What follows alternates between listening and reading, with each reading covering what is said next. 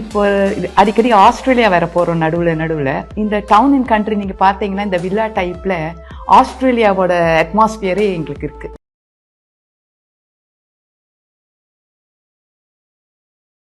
ஒரு tattoo artist வந்து ஒரு ஸ்டுடியோவில் உட்காந்துக்கிட்டு ஒருத்தவங்க நாக்கை கட் பண்ணுறாரு அப்படின்றது வந்து எவ்வளோ டேஞ்சர். அவர் வந்து சொல்றாரு, நான் வந்து பாடி மாடிஃபிகேஷன் வந்து படிச்சிருக்கேன் அப்படிங்கிற மாதிரி சொல்றாரு. அப்படி ஒரு படிப்பு இருக்கா சார்? அவருடைய இன்ஸ்டாகிராம் நம்ம போய் பார்த்தாலுமே அவர் வந்து கொலாப் கொடுத்துருக்கிறவங்க எல்லாம் பாத்தீங்க அப்படின்னா எல்லாருமே ஏலியன் அப்படின்னு தான் இருக்காங்க. நார்மல் மனிதர்கள் மாதிரியே இல்லை. காதை வெட்டி இருக்காங்க, ஒருத்தருக்கு வாயே இல்லாம இருக்கு. ஸோ இது வந்து நமக்கு ஒரு மிகப்பெரிய தாக்கத்தை ஏற்படுத்துதா? கண்டிப்பா தாக்கத்தை வந்து உடனே ஏற்படுத்தாது. பட் ஆனா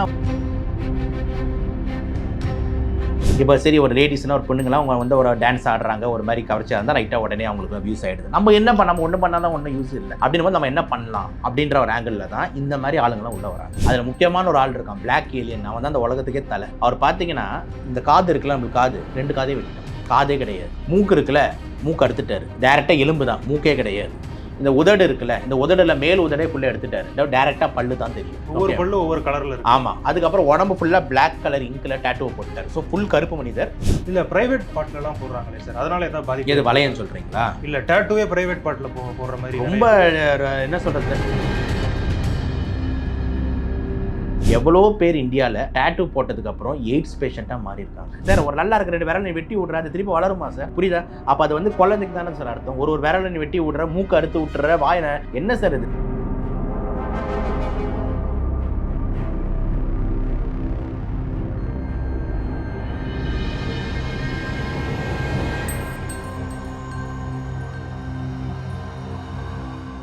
பேசு தமிழா பேசு நேயர்களுக்கு வணக்கம். இன்று நம்முடன் இணைந்திருக்கும் சிறப்பு விருந்தினர் டாக்டர் திரு சபரிநாத் அவர்கள். வணக்கம் சார். வணக்கம் சார். அரிது அரிது மானிடடாய் பிறத்தல் அரிது, அதனினும் அரிது கூன் குருடு செவிடு இல்லாமல் பிறப்பது அரிது அப்படின்னு ஔவையார் வந்து ஒரு பாடல் பாடியிருக்காங்க. ஸோ எல்லாருக்குமே இருக்கக்கூடியது என்னன்னா, நம்ம குழந்தை வந்து எந்த விட உடல் ஊனமோ இல்லைனா எந்த வித மாற்றுத்திறனாலையோ பிறக்கக்கூடாது அப்படிங்கிறது தான். ஆனால் இன்னைக்கு எப்படி இருக்குன்னா, ஒரு சிலர் வந்து பாடி மாடிஃபிகேஷன் அப்படிங்கிற பெயரில் நல்லா இருக்கிற அவங்களுடைய உடம்பை வந்து மாடிஃபிகேஷன் அப்படிங்கிற பேரில் அங்கங்கே வெட்டிக்கிறாங்க, அதனுடைய நிறத்தை மாற்றிக்கிறாங்க.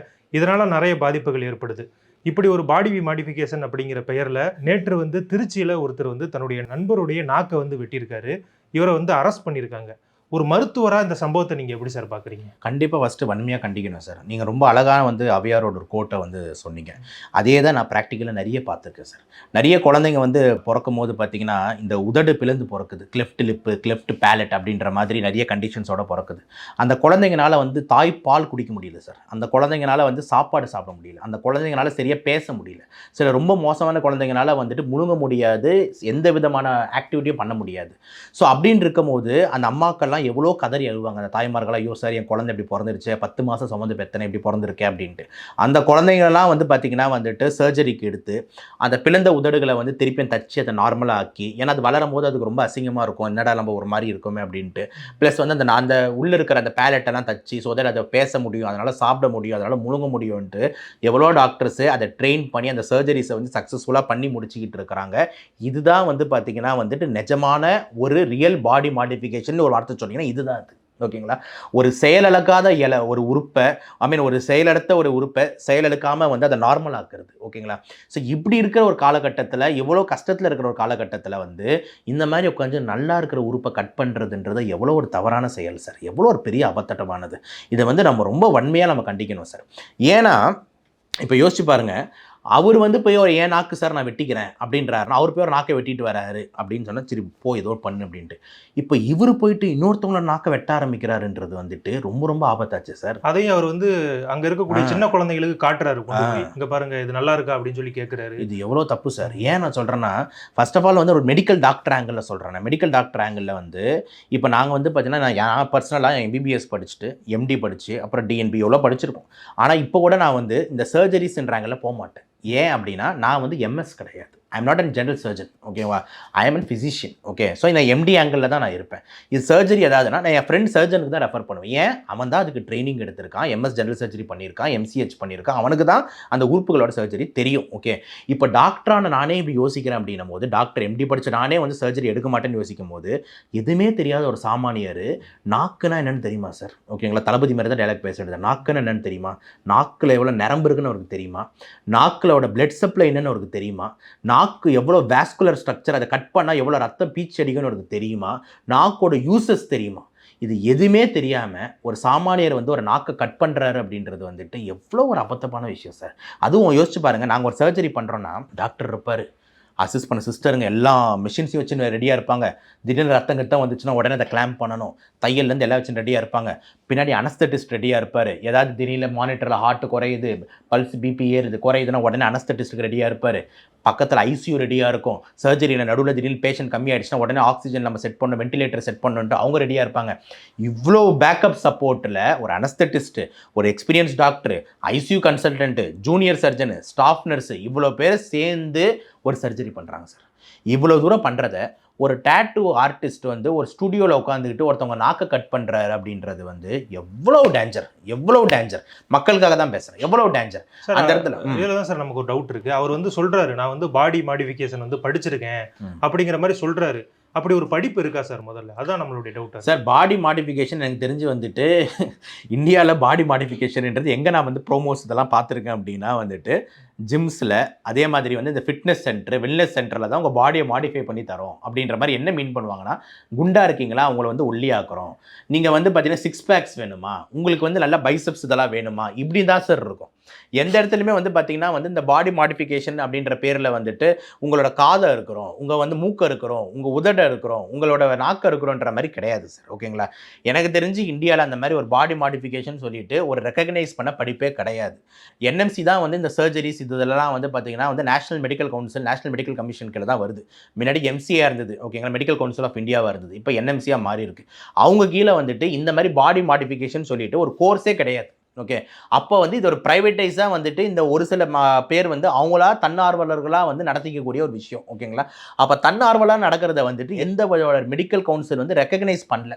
அப்படி ரெக்கக்னைஸ் பண்ணலன்னும் போது நம்ம அதை எப்படி சார் ஆத்தரைஸ் பண்ண முடியும்? புரியுதா நான் சொல்கிறது? இப்போ நான் எம்பிபிஎஸ் அப்படின்றது ரெக்கக்னைஸ்ட் கோர்ஸ், எம்டின்றது recognised course, BSc nursing recognised course, BSc physiotherapy recognised course. அப்போ அவங்க ஃபிசியோதெரப்பி செயல்படுவாங்க, இவங்க செவிலியராக இருப்பாங்க, இவங்க டாக்டராக இருப்பாங்க. இதெல்லாம் ரெக்கக்னைஸ்ட் கோர்சஸ். ரெஸ்பிரேட்டரி தெரபிஸ்ட், மூச்சு வாங்குறதுக்கு அவங்க respiratory therapist recognised courses. Acupuncture recognised courses, yoga recognised courses, veterinary recognised courses. அப்போ இந்த ரெக்கக்னைஸ்ட் கோர்சஸில் எங்கே சார் பாடி மாடிஃபிகேஷன் வருது? அப்படின்னு ஒரு கோர்ஸே இல்லை. அப்படின்னும் போது இவங்க தன்னார்வலராக ஒரு சில பேர் நடத்திக்கிட்டு இருக்கிறத இவங்களே கூட சேர்ந்து கற்றுக்கிட்டு பண்ணுறது. இது என்ன சார்? இது பழைய டெக்னிக்காக போயிடுது சார். திருப்பி நம்ம ஒரு 3000-4000 வருஷம் பின்னாடி போகிற மாதிரி ஆகிடுது. இந்த இவங்க பண்ணுறதை பார்த்து நான் பண்ணுறேன், நான் பண்ணுறதை பார்த்து இவங்க பண்ணுறேன். இந்த பிரசவம்லாம் பார்ப்பாங்க அதில் அந்த காலத்தில், இந்த ஆட்சிங்களே பார்த்துக்கிட்டு இருப்பாங்க. அவங்க பார்த்து தெரியும், இவங்க பார்ப்பாங்க அப்படின்னு. இப்போ நவீன விஞ்ஞானத்தில் நம்ம நவீன மருத்துவத்தில் வந்துட்டு எவ்வளோ முன்னேறி இருக்கும். ஓகேங்களா, அந்த காலத்து பாட்டிங்களை நான் பாராட்டுறேன். ஏன்னா அவங்க குழந்தைங்களை பெற்று தந்தாங்க. எந்த பாட்டியை வந்து குழந்தைங்க மூக்கு இருக்குல்ல, எந்த பாட்டியை குழந்தைங்களோட நாக்கு இருக்குல்ல. புரியுதா நான் சொல்கிறது? அவங்க பண்ணது ஒரு நல்ல செயல். ஓகே, இங்கே நம்ம பண்ணுறது என்ன சார் செயல்? எந்த ஆங்கிளில் இதை நம்ம ஆதரிப்போம்? கட் பண்ணுறது எந்த ஆங்கிள் சார் நல்லது? ஸோ இது வந்து பார்த்தீங்கன்னா வன்மையாக கண்டிக்கிறோம். பாடி மாடிஃபிகேஷன் சொல்லிட்டு ஆத்தரைஸ்டு கோர்ஸை வந்துட்டு என்எம்சி கீழே இல்லைன்றதான் நம்ம பார்வையாக. இந்த ஹரிஹரன் அப்படிங்கிறவர் வந்து அவருடைய நாக்கையை வெட்டியிருக்காரு, தாய்லாந்தில் போய் விட்டு வந்திருக்காரு. ஸோ இப்படி வந்து வெளிநாடுகளில் இருக்கக்கூடிய தாக்கங்கள் வந்து நான் இந்தியாவில் இருக்கக்கூடிய டாட்டோ ஆர்டிஸ்ட் அப்படிங்கிறவங்களுக்கு வந்து ஒரு ஊன்றுகோலாக இருக்கா சார்? ஏன்னா அவருடைய இன்ஸ்டாகிராம் நம்ம போய் பார்த்தாலுமே அவர் வந்து கொலாப் கொடுத்துருக்கிறவங்க எல்லாம் பார்த்தீங்க அப்படின்னா எல்லாருமே ஏலியன் அப்படின்னு தான் இருக்காங்க. நார்மல் மனிதர்கள் மாதிரியே இல்லை. காதை வெட்டியிருக்காங்க, ஒருத்தருக்கு வாயே இல்லாமல் இருக்கு, கண்ணுல வந்து வளையம் போட்டிருக்காங்க. ஸோ இது வந்து நமக்கு ஒரு மிகப்பெரிய தாக்கத்தை ஏற்படுத்துதா? கண்டிப்பாக தாக்கத்தை வந்து உடனே ஏற்படுத்தாது. பட் ஆனால் வந்துட்டு ஸ்லோவாக வந்து அப்படி ஒரு தாக்கத்தை ஏற்படுறதுக்கு இவங்க முயற்சிக்கிறாங்க. அதுக்கு ஒரு வாய்ப்பும் இங்கே இருக்குது. ஏன் அப்படின்னா வந்துட்டு நிறைய இளைஞர்கள் வந்து பார்த்திங்கன்னா வந்துட்டு கொஞ்சம் வந்து இந்த சோஷியல் மீடியா ஃப்ரீக்காக இருக்காங்க. ஓகேங்களா, அதாவது நம்ம வந்து ஒரு வேலைக்கு போகணும், இல்லைனா ஒன்று கண்டுபிடிக்கணும், இல்லைனா நம்ம குகேஷ் மாதிரி செஸ்ஸில் ஜெயிச்சு பெரிய ஆள் ஆகணும் அப்படின்ட்டு யோசிக்கிறதோட நிறைய பசங்க அன்னைக்குன்னு ஒரு ஸ்டோரி போட்டால் எத்தனை பேர் பார்க்குறாங்க, எத்தனை பேர் லைக் பண்ணுறாங்க, என்னோட ஃப்ரெண்ட்ஸ்லாம் பார்த்துட்டாங்களா, என்னோட கேர்ள் ஃப்ரெண்ட்ஸ் அவளுக்கெல்லாம் பார்த்துட்டு அழுகலாம். இந்த மாதிரி வந்துட்டு இந்த வியூஸ் ட்ரிவனாக வந்துட்டு கொஞ்சம் நிறைய யங்ஸ்டர்ஸ் இருக்காங்க. அப்போ அவங்களுக்கு வந்து என்ன பண்ணால் நம்ம வித்தியாசமாக நம்ம இது பண்ண முடியும்? இப்போ சரி ஒரு லேடிஸ்னால் ஒரு பொண்ணுங்களாம் அவங்க வந்து ஒரு டான்ஸ் ஆடுறாங்க, ஒரு மாதிரி கவர்ச்சியாக இருந்தால் ரைட்டாக உடனே அவங்களுக்கு வியூஸ் ஆகிடுது. நம்ம என்ன நம்ம ஒன்றும் பண்ணாலும் ஒன்றும் யூஸ் இல்லை அப்படின்னும் போது நம்ம என்ன பண்ணலாம் அப்படின்ற ஒரு ஆங்கிளில் தான் இந்த மாதிரி ஆளுங்கள்லாம் உள்ளே வராங்க. புரியுதாண்ணா? அப்போ பாடி மாடிஃபிகேஷன் பண்ணு, நீ ஒரு ஏலியனாக மாறினா அதுக்கு தனியாக ஒரு கும்பல் வரும் அப்படின்னு டிஃப்ரெண்ட்டாக பண்ணு அப்படின்னும் போது அப்போ நான் பயப்படுறதே இந்த இளைஞர்களுக்காக தான். அப்போ இவங்க யாராவது இந்த மாதிரி வியூஸ்க்காகவோ இல்லைனா அவங்க ஃபேஸ் ஃபேமஸ் ஆகணுன்றதுக்காகவோ ஒரு ட்ரெண்டிங்காகவோ அப்படின்ற ஒரு ஆங்கிளில் இந்த மாதிரி ஒரு ஆங்கிள் எடுக்கிறதுக்கு வாய்ப்பு இருக்குன்றதுனால தான் நம்ம முன்னாடியே அதெல்லாம் தடுக்கணும் அப்படின்றேன். ஏன்னா அது எந்த இடத்துலையுமே யாருக்குமே பிரயோஜனமே கிடையாது. நீங்கள் உதாரணம் சொல்கிற மாதிரி அவரோட ஃப்ரெண்ட்ஸ் டேக் பண்ணுறதுலாம் அந்த ஃபாரின் ஆட்கள், அதில் முக்கியமான ஒரு ஆள் இருக்கான், பிளாக் ஏலியன். அவன் தான் அந்த உலகத்துக்கே தலை. ஓகேங்களா? இந்த ஏலியனுங்களுக்குலாம் தலை மாதிரி. ஓகே, அவர் வந்து கிட்டத்தட்ட வந்து பார்த்தீங்கன்னா என்னென்ன பண்ணியிருக்காருன்னு அவரோட ஃபோட்டோ முடிஞ்சால் போட்டிங்கன்னா ரொம்ப ரொம்ப மோசமாக இருக்கும். பேய் கூட அழகாக இருக்கும்னு வச்சுக்கோங்களேன். அவர் பார்த்தீங்கன்னா இந்த காது இருக்குல்ல, நம்மளுக்கு காது 2 காதையும் வெட்டிட்டான். காதே கிடையாது. மூக்கு இருக்குல்ல, மூக்கு அறுத்துட்டார். டேரெக்டாக எலும்பு தான், மூக்கே கிடையாது. இந்த உதடு இருக்குல்ல, இந்த உதடுல மேல் உதடே ஃபுல்லாக எடுத்துட்டாரு. டேரெக்டாக பல்லு தான் தெரியும். ஒவ்வொரு பல்லு ஒவ்வொரு கலரில் இருக்கு. ஆமாம். அதுக்கப்புறம் உடம்பு ஃபுல்லாக பிளாக் கலர் இங்கில் டேட்டூவை போட்டார். ஸோ ஃபுல் கருப்பு மனிதர். அதில் வந்து லிப்ஸு கிடையாது. அதுக்கப்புறம் இந்த ஐலாஷஸ் இருக்குல்ல, அப்பர் பூர்வத்தை காலி. ஸோ இந்த மாதிரி எல்லாத்தையும் வெட்டிட்டான் சார். 5 விரல் இருக்குமா ஒரு ஆளுக்கு, 2 விரல் வெட்டிட்டான். ஏன்னா அவர் ஏலியனா. ஸோ 3 விரலோட சுற்றிக்கிட்டு இருக்காரு. இந்த மாதிரிலாம் பண்ணுறதுல என்ன சார் இது? ஒருத்தவங்க அவங்களே ஊனமாக்கிப்பாங்களா? என்ன சார் இது தப்பு? இவர் தான் வந்து பிளாக் ஏலியன். இவர் அவரோட சீடரா. யார்? இங்கே நம்ம ஒரு ஏலியன் ஒன்று இருக்குல்ல, தமிழ்நாடு ஏலியன். இவர் வந்து அந்த உலகத்தோட பிளாக் ஏலியனோட சீடரா. இதெல்லாம் எந்த ஆங்கிளில் நம்ம ஆதரிக்கிறதுன்னு சொல்லுங்கள். ஸோ நான் தயவு செஞ்சு சொல்கிறது என்னென்னா வந்துட்டு இப்போ இருக்கிற யங்ஸ்டர்ஸ் யாரோ ஒரு வியூஸ்க்காகவோ இல்லை ஒரு ஃபேம்காகவோ இதை பார்த்து ஒரு இன்ஸ்பயர் ஆகி போயிடக்கூடாது அப்படின்ற ஒரு அச்சத்தில் தான் நான் வந்துட்டு இந்த விஷயத்தை வந்து தவறு, இதை நீங்கள் பண்ணாதீங்க, பேசுங்க. ஒரிஜினல் பாடி மாடிஃபிகேஷன்ன்றது என்ன தெரியுமா சார்? ஒரிஜினல் நீங்கள் சொல்கிற ஆங்கிள் பாடி மாடிஃபிகேஷன் என்ன தெரியுமா சார்? ஒருத்தவங்க வந்து பார்த்தீங்கன்னா ஒரு குழந்தை, நான் சொன்னல, பிறக்கும் போது இப்படி பிறக்குது. அந்த சர்ஜன் வந்து திருப்பி ஒரு நாக்கை ஒட்டி அவங்களோட உதட ஒட்டி அவங்கள திருப்பி பேச வைக்கிறாரு, அவங்கள திருப்பி வந்து குடிக்க வைக்கிறாரு, அவங்கள வந்து பார்த்தீங்கன்னா இன்னும் ஏக்க செய்கிறாரு. இதுதான் சார் ஒரிஜினல். புரியுது? இதுதான் நல்லது. இதான் வந்து நல்லது. இப்போ ஒரு ஆண் வந்து பார்த்தீங்கன்னா வந்துட்டு சார் எனக்கு வந்து பெண்கள் மாதிரி மார்பகம் ரொம்ப பெருசாக இருக்குது அப்படின்னும் போது அந்த சர்ஜரி பண்ணி இந்த கைனகோமாஸ்டியை நார்மலைஸ் ஆக்கி ஒரு மேல் ஃபீல் திருப்பி கொடுக்குறாரு பார்த்தீங்களா? இதுதான் சார் காஸ்மெட்டிக் சர்ஜரி. இதை விட்டுட்டு நீங்கள் உட்காந்துக்கிட்டு நாக்கு இருக்கிறது, காது இருக்கிறது, மூக்கு இருக்கிறது, கை இருக்கிறதுன்றது காஸ்மெட்டிக் சர்ஜரியா சார்? கிடையவே கிடையாது. எந்த மருத்துவரும் அதை ஆதரிக்க மாட்டார். நீங்கள் ஒரு ஹாஸ்பிட்டலில் போய் எனக்கு இந்த 2 விரலை அறுத்து விட்டுருங்க அப்படின்னு போனீங்கன்னா அறுத்து விட்டுருவாரா? என்னப்பா நல்லா இருக்க வேலை அறுக்க சொல்கிறேன், கிளம்புப்பா தான் சொல்லுவார். புரியுதா நான் சொல்கிறது? இதெல்லாம் நம்ம பண்ண முடியாதுப்பா, மெடிக்கலி எத்திக்கலி தப்புன்னுவார். ஓகே, அப்போ இவங்களே ஒரு அசோசியேஷன் வச்சு இவங்களே அறுத்துக்கிட்டு இவங்களே பண்ணுறது வந்து ரொம்ப டேஞ்சர்ன்றேன் நான். ஏன்னா இவங்க அறுக்கிறதுனா என்னன்னே தெரியாது. புரியுதா நான் சொல்கிறது? எந்த பிளட் சப்ளை, என்ன ட்ரக் கொடுக்கணும், இன்ஃபெக்ஷன் ஆகாமறதுக்கு என்ன ப்ரோட்டோக்கால், பேக்கப் ஐசியூ இருக்கானா, நான் அதை எக்ஸ்பிளைன் பண்ணலை. எதுவுமே கிடையாது. அதனால் வந்துட்டு நான் சொல்கிறது வந்து ரொம்ப ரொம்ப தவறான செயல். நம்ம அதை கண்டிக்கணுன்றதான் நம்ம பார்வையாக இருக்குது. ஓகே சார், இந்த டாட்டூ கலாச்சாரம் அப்படிங்கிறது இன்றைய காலகட்டத்தில் ரொம்ப பெரிய அளவில் இருக்குது. இந்த நபரை பார்த்தீங்க அப்படின்னா இந்த ஹரிஹரன் அப்படிங்கிறவர் வந்து ஒரு டாட்டூ ஆர்டிஸ்ட் தான். அவருடைய கண்ணில் வந்து ஒரு ப்ளூ கலராக மாற்றிருக்காரு. அது ஏதோ ஊசி போட்டு மாத்திரன்னு சொல்கிறாரு. ஸோ இந்த மாதிரி டாட்டூ கலாச்சாரம் அடுத்த கட்டத்துக்கு போகுதா சார்? இது நமக்கு மிகப்பெரிய பாதிப்பை ஏற்படுத்த வாய்ப்பு இருக்கா? கண்டிப்பாக வந்துட்டு ஒரு இண்டிவிஜுவலுக்கும் ஒரு பாதிப்பு ஏற்படுத்தும் சார். ஓகேங்களா? இப்போ எக்ஸாம்பிள் இவருக்கு ஒன்றும் பிரச்சனை ஆகலை அப்படின்றதுக்காக இன்ஸ்பயர் ஆகி நிறைய பேர் போகும்போது தான் இதோட பிரச்சனைகள்லாம் வெளியே வரும். இப்போ இதே டாட்டூ வந்து அந்த ஹரிஹரன் நீங்கள் சொல்கிற அந்த நபரே வந்து பார்த்தீங்கன்னா ஒரு இது சொல்லியிருப்பார், என்ன ஒரு வார்த்தை சொல்லியிருப்பார், என்னன்னா பண்ணதுக்கு அப்புறம் எனக்கு 2 நாள் 3 நாள் கண்ணே திறக்க முடியல, பயங்கரமான வலி, ஒரு 6 மாதம் எனக்கு வெயிலே போகக்கூடாதுன்னு சொல்லிட்டாங்க. அப்படி வெயிலில் வந்துட்டு போனோம்னா கண் பாதிக்கப்படுன்றாங்கன்னு. யாராவது இதெல்லாம் எப்படியாவது ஒரு சாமானிய மக்கள் இதை பண்ணிட்டு இவ்வளோ ஃபாலோ பண்ண முடியுமா சார்? 6 மாதம் வீட்லேயே முடங்கி நம்ம கண்ணை மூடிக்கிட்டே இருக்கணும், வெயிலில் போகக்கூடாதுன்னு பண்ண முடியுமா சார்? புரியுதா நான் சொல்கிறது? அப்போ நான் என்ன சொல்கிறேன்னா, இப்போ உங்களுக்கு உன் கண்ணு தப்பிச்சிருச்சுப்பா, இன்னொருத்தவங்களுக்கு வந்து அதே இருக்கணும் எப்படி நம்ம எதிர்பார்க்க முடியும்? கண்ணுன்றது ரொம்ப நெப்பமான பகுதி, ஈஸியாக சீல் பிடிச்சிக்கும். சும்மா ஒரு தூசி பட்டாலே கண் அப்படி இருக்குது. புரியுதா நான் சொல்கிறது? அப்போ ஈஸியாக சீல் பிடிச்சிக்கிச்சுன்னா பின்னாடி இருக்கிற ஆப்டிக் நெவலாக பாதிச்சிருச்சுன்னா கண்ணையே எடுத்துருவாங்களே, கண்ணையே பிடிங்கி போட்டுருவாங்களே. அப்போ நீங்கள் நிரந்தர குருடராக மாறிடுவீங்களே. அப்போது ஒரு கண் பார்வை குருட்டை தாண்டியாக உங்களுக்கு இந்த கண் கலர் தேவை. அப்போ நான் என்ன சொல்கிறேன்னா, இந்த கண்ணில் கலர் இன்ஜெக்ட் பண்ணுறது எந்த ஆப்தல்மாலஜிஸ்ட் இங்கே ஆதரிக்கிறாங்க, எந்த கண் மருத்துவர் இங்கே ஆதரிக்கிறாங்கன்னு சொல்லுங்கள். உலகத்திலே சொல்லுங்கள். ஏதாவது ஒரு கண் மருத்துவர் ஆர்கனைசேஷன் வந்து பார்த்தீங்கன்னா நீங்கள் கண்ணு கன்ஜெக்டிவால நாங்கள் ப்ளூ ஆக்கி கொடுக்கணும் ஆதரிக்கிறாங்களா? கிடையாது. எது அப்ரூவ்னா கான்டாக்ட் லென்ஸ் தான் அப்ரூவ். கான்டாக்ட் லென்ஸ்ன்றது இந்த கருவி இருக்கிற பிளாக், அதுக்கு மேலே ஒன்று வைப்பாங்க. அது கூட ஃபஸ்ட்டு எப்படி ஆரம்பிச்சதுன்னா நம்ம பார்வைக்காக தான் ஆரம்பிச்சது. நிறைய பேர் கண்ணாடி போடுறது ஒரு மாதிரி ஃபீல் பண்ணுறாங்க அப்படின்றதுக்காக வந்துட்டு அந்த கான்டாக்ட் லென்ஸ் போட்டோம்னா கண்ணாடி தேவையில்லை, அது வழியாக நம்ம சரியாக பார்க்க முடியும், இது 1 இது 5 அப்படின்னு தெரியுன்றதுக்கு தான் அந்த கான்டாக்ட் லென்ஸ் வந்தது. அதுக்கப்புறம் கொஞ்சம் மாடிஃபை தான் காஸ்மெட்டிக் கான்டாக்ட் லென்ஸ்னு வந்தது. அதாவது என்னன்னா கொஞ்சம் கண் கலர் வந்து பிளாக்காக இருக்கிறது பதில் பூனை கண்ணை வச்சுக்கலாம், ரித்திக் ரோஷன் மாதிரி, ஐஸ்வர்யா ராய் மேடம் மாதிரி நம்ம ஏன் வச்சுக்கூடாது அப்படின்ற மாதிரி தான் அந்த காஸ்மெட்டிக் கான்டாக்ட் லென்ஸ். இது மட்டும்தான் ஆப்தல்மாலஜிஸ்ட் லெவல் வரைக்கும் அது. இந்த ஒரு டையை கொடுத்து பர்மனெண்ட்டாக அந்த வெள்ளை கலரை வந்துட்டு ப்ளூ கலராக மாற்றிடுறேன், கருப்பு கலராக மாற்றிடுறேன்றது எங்கேயும் அப்ரூவ். ஏகப்பட்ட சைடு எஃபெக்ட்ஸ் வந்து உண்டு. கண் சீல் பிடிச்சிக்கலாம், கண் இன்ஃபெக்ஷன் ஆகலாம், கண் பார்வை போகலாம். அப்படின்றதுனால இது எந்த ஆங்கிலையும் நம்ம ஊக்குவிக்கக்கூடாது. நீங்கள் சொல்கிற மாதிரி டேட்டு கலாச்சாரம் இன்க்ரீஸ் ஆகுதானா? ஆகுது. இல்லை பிரைவேட் பாட்டிலலாம் போடுறாங்களே சார், அதனால ஏதாவது பாதிப்பு? எது வளையன்னு சொல்கிறீங்களா? இல்லை டேட்டுவே பிரைவேட் பாட்டில் போடுற மாதிரி ரொம்ப என்ன சொல்கிறது சார், டேட்டு ப்ரைவேட் பாட்டில் வந்து போடுறது வந்து அவங்க தனிப்பட்ட உரிமை தான். டேட்டூஸ் ஜென்ரலாக வந்து என்னென்ன எஃபெக்ட்ஸ் வந்து கிரியேட் பண்ணணும்னு ஒரு ஜஸ்ட்டு சொல்லிடுறேன். இப்போ வந்து டேட்டூன்றது வந்து ரொம்ப முக்கியமான விஷயம் என்னென்னா அது ரொம்ப ஸ்டாண்டர்டைஸ்டான ஒரு இடத்துல போடணும். இடத்துல என்ன சொல்ல ப்ரைவேட் பார்ட்ஸ் அப்படி மீன் பண்ணல, அந்த போடுற சென்டரை சொல்கிறேன். அந்த சென்டர் ரொம்ப குவாலிட்டியான சென்டராக இருக்கணும்.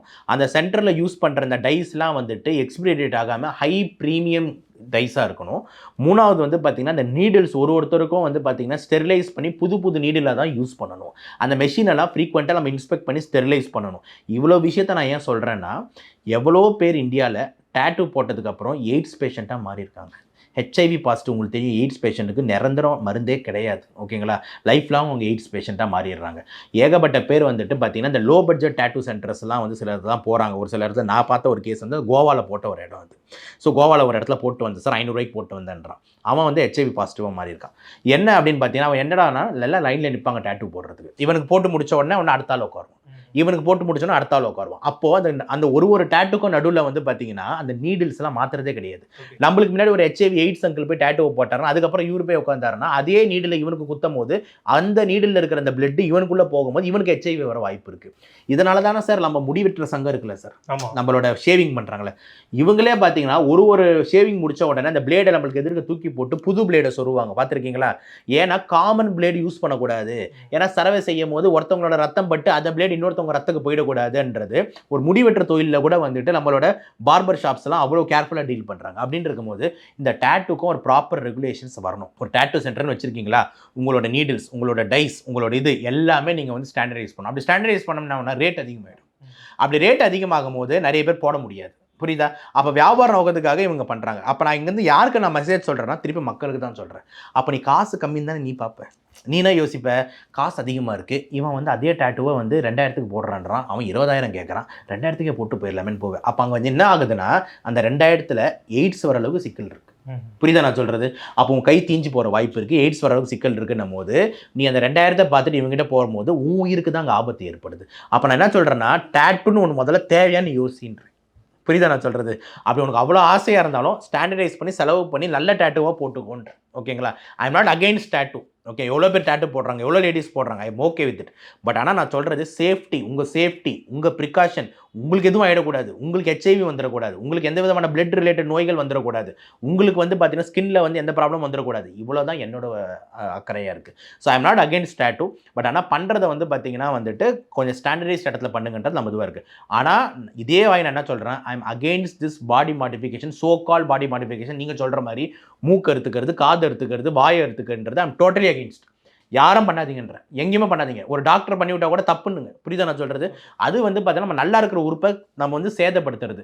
அவன் உறுப்பு இல்லைன்னு கஷ்டப்பட்டுக்கிட்டு இருக்கான். நல்லா இருக்க உறுப்பை நீங்கள் அறுத்துக்கிறீங்கன்றது வந்து பாடி மாடிஃபிகேஷன் கிடையாது, அது பாடி ஊனமாக்குறதுன்னு வச்சுக்கோங்க வேணா பேர்.